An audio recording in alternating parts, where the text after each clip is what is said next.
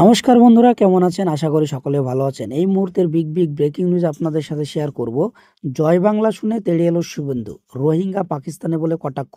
পুরো বিস্তারিত তথ্য আপনাদের সাথে শেয়ার করব। তার আগে বলে রাখি, আমাদের চ্যানেলে প্রথমবার আসলে অবশ্যই চ্যানেলটি সাবস্ক্রাইব করে আমাদের সাথে থাকবেন।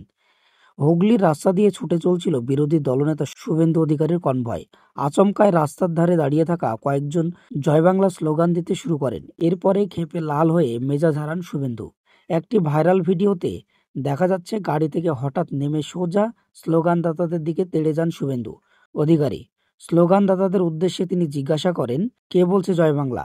এক যুবক এগিয়ে আসতে তাকে বলা হয়, জয় শ্রীরাম বলুন। দুজনের মধ্যে কিছুক্ষণ বাদানুবাদ হয়। এরপর ফিরে যাওয়ার সময় সেই যুবককে উদ্দেশ্য করে রোহিঙ্গা পাকিস্তানি বলতেও শোনা যায় শুভেন্দুকে।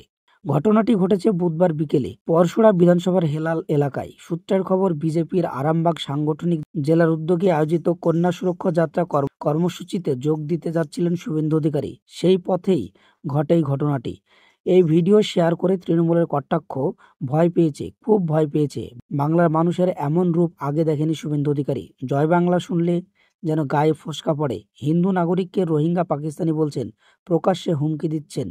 এই ঘটনার পর রাজ্য রাজনীতিতে শুরু হয়েছে চাপানুতর। তৃণমূলের অভিযোগ, শুভেন্দু অধিকারী ইচ্ছাকৃতভাবে বাঙালির আত্মপরিচয়, ভাষা ও সংস্কৃতিকে নষ্ট করছেন।